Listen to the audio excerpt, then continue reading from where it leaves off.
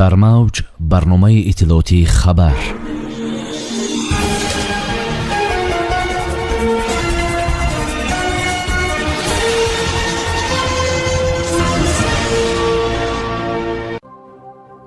боз фавт вазорат марги як дардманди дигар аз коронавирус дар Тоҷикистонро тасдиқ кард.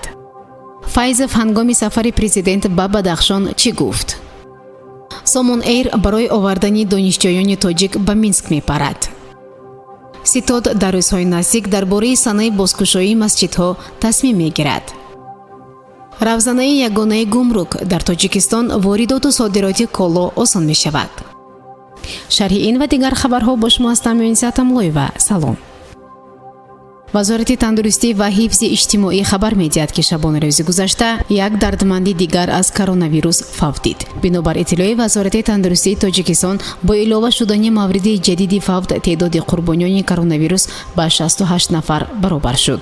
гузашта аз ин таи як рӯзи охир боз 36 ҳолати нави сироятшавӣ ба марезии коронавирус сабт гардид. дар маҷмӯъ сирояти коронавирус дар муддати аз 30 апрел то 27 августи соли равон 8449 ҳолатро ташкил додааст.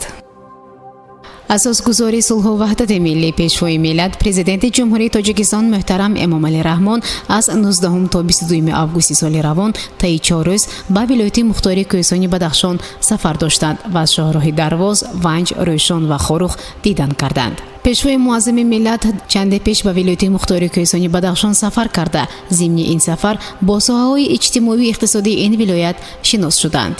муколамаи кушоду равшане ки дар охири мулоқоти роҳбари давлат бо фаъолони вилояти мухтории Кӯҳистони Бадахшон миёни пешвои миллат ва раиси вилояти мухтории Кӯҳистони Бадахшон сурат гирифт, нишонгари он буд ки президент ба намояндаи худаш эътимоди комил дорад, навиштааст муаллиф ва ёдрас шудааст ки Файзов ба президент самимона ва белагандбардорӣ аз дастовардҳову камбудиҳо гузориш медиҳад. ёдгор Файзов ҳам дар суҳбати рӯбарӯ бо президент боз як бори дигар мавқеи шаҳрвандӣ ва сиёсиашро рӯшан кард. ҷаноби президент, ман дар бораи некубадии вилоят бо шумо ҳамеша бе ягон лаганбардорӣ суҳбат мекунам, таъкид кардааст номзади илмҳои таърих Қурбони Аламшо. ӯ дар идомаи ситоиш ёдрас кардааст ки Файзов рӯзҳои шанбеву якшанбе ба ҳашар баромада дар тозагиву ободонии шаҳри Хорух шахсан иштирок мекунад. ба гуфтаи Қурбони Аламшо ҳамчунин интизор меравад ки соли оянда дар шаҳри Хорух мушкилии оби ошомиданӣ бо ташаббуси раиси вилоят пурра ҳал шавад. ҳеҷ касе аз рӯасои пешинаи вилоят барои таъмини пурраи Хорух бо об ин қадар такопӯ накард, чӣ хеле ки ёдгор Доёрович кард. бо кӯшиши ӯ дар 2 соли обрасонӣ ба кӯчаву растаҳои Хорух густариши зиёд пайдо намуд ва дастрасии хорухиён ба об хеле афзуд. қарор аст соли оянда маркази вилоят бо оби ошомиданӣ комилан таъмин гардад, зикр кардааст Аламшо. парвози чартерӣ дар самти Душанбе Минск пеш аз ҳама барои интиқоли донишҷӯёни тоҷик ки дар Беларус ва Украина таҳсил мекунанд пешбинӣ шудааст. ширкати ватании Somon Air санаи 30 август дар самти Душанбе Минск Душанбе парвози чартерӣ анҷом медиҳад, хабар медиҳад вазорати корҳои хориҷии Тоҷикистон.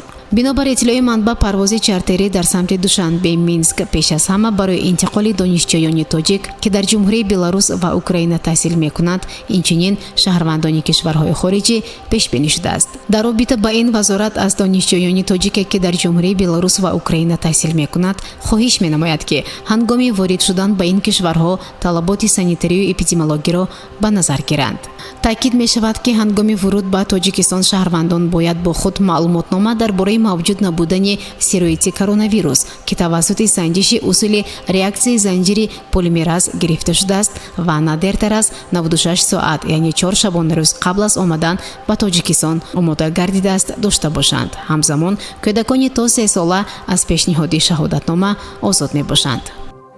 ситоди муқобила бо вируси коронаи Тоҷикистон ба зудӣ дар бораи замони бозкушоии масҷидҳо дар кишвар тасмимгирӣ хоҳад кард. Афшини Муқим, сухангӯи Кумитаи дин, танзим ва ҷашну анъанаҳои миллии Тоҷикистон дар суҳбат бо хабаргузории Авеста таъкид доштааст ки бо вуҷуди баста будани масҷидҳо, анҷуманҳои динӣ ва ғайридинӣ ки асосномаи онҳо дар кишвар сабт шудааст, метавонанд аз фазои масоҷид бо риояти шеваномаҳои беҳдоштӣ истифода кунанд. бояд қайд кард ки масҷидҳои Тоҷикистон охирҳои моҳи марти соли равон бо ҳадафи пешгирӣ аз густариши вируси корона баста шуда буд. раиси хадамоти давлатии гумруки Тоҷикистон аз фаъол шудани равзанаи воҳиди интернетии воридоту содирот ва транзити коло дар кишвар аз аввали моҳи сентябри соли равон хабар дод. ба гузориши сомонаи Ховар, Хуршед Каримзода гуфтааст ки Тоҷикистон нахустин кишвари минтақаи Осиёи марказӣ хоҳад буд ки ин равзанаро амалӣ мекунад. ӯ таъкид кардааст ки акнун фаъолони иқтисодӣ ва тиҷорӣ метавонанд аз ҳар нуқта аз ҷаҳон дархости хеш барои воридоту содирот ва транзити коло ва маҳсулотро аз тариқи интернет ироа диҳанд ва бо пардохти хазинаи ин хадамот иҷозатномаи лозимиро дарёфт кунанд.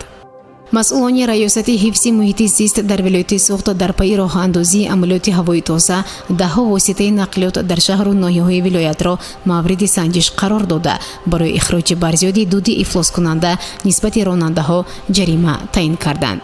Шоира Миликова, масъули кор бо иттилоот дар раёсати ҳифзи муҳити зист гуфт, баргузории амалиёти ҳавои тоза дар бештар аз 10 шаҳру навоҳии вилоят мавридҳои ифлосшавии ҳавои атмосферӣ аз ҳисоби ихроҷи дуди мошинҳо муайян шудааст ва ба ин далел нисбати беш аз 30 ронанда ҷаримаи маъмурӣ таъин карда шудааст.